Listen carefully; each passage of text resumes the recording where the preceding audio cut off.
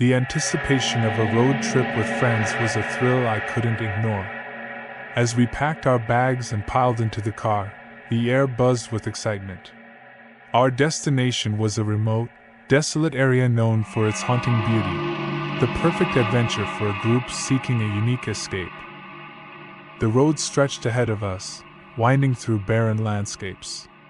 We laughed, shared stories, and played our favorite tunes, the excitement building with every mile. But as we veered off the main highway onto an increasingly desolate road, an unease settled over us like a fog.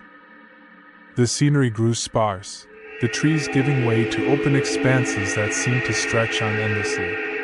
We joked about the lack of civilization, but a niggling doubt lingered beneath our banter. As the sun dipped below the horizon, our excitement waned.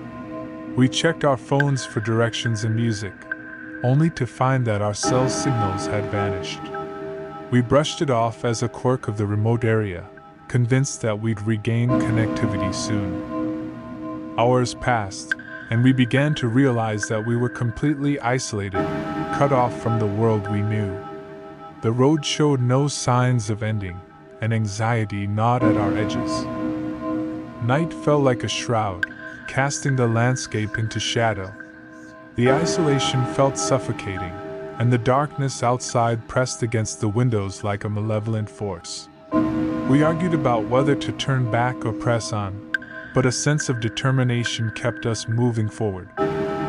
As we navigated the desolate road by the light of our headlights, a sense of unease settled in the pit of my stomach. An oppressive silence enveloped us, broken only by the hum of the engine. My heart pounded as I caught a glimpse of something in the distance, a dilapidated building standing alone in the darkness. We decided to investigate, hoping to find a place to rest or at least some answers about our predicament. The air grew colder as we approached the building. Broken windows stared out like empty eyes, and the door creaked open with an eerie groan. Inside, the atmosphere was stifling, the air thick with a musty scent. We found old furniture covered in dust, remnants of a life once lived. But it was the strange markings on the walls that sent a shiver down my spine. Symbols and drawings, seemingly etched by a restless hand, covered the walls, a language of desperation and madness. Unease turned to dread as we heard faint whispers echoing through the building, whispers that seemed to come from the walls themselves. Our flashlights danced across the symbols, casting unsettling shadows that seemed to move with a life of their own. Our voices trembled as we debated whether to leave immediately or spend the night. Panic set in when we realized that the car was gone. The darkness outside seemed to press in on us, and a realization dawned. Whatever was out there was watching, waiting. Fear drove us to flee the building, sprinting through the desolate landscape as the whispers grew louder. The air itself seemed to vibrate with an ominous energy, and shadows danced at the corners of my vision. We stumbled upon a clearing, where a gnarled tree stood as if guarding some hidden secret. But it was what hung from the tree that froze us in our tracks, tattered remnants of clothing, swaying eerily in the breeze.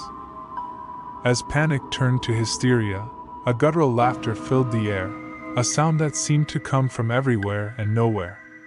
We turned to see figures emerging from the darkness, twisted forms, neither human nor animal, moving with an unsettling fluidity. The markings on the walls, the whispers, the symbols, it all came crashing together. We had stumbled into a realm where the boundaries of reality had been twisted, where the line between nightmare and existence had been obliterated. Adrenaline surged as we sprinted back to the building, driven by sheer terror. With a final burst of energy, we managed to find our way out and back onto the road. The car reappeared as if summoned by our desperation, and we sped away from the nightmare that had consumed us. When we finally regained cell signal, we called for help, our voices shaky as we tried to describe the horrors we had witnessed.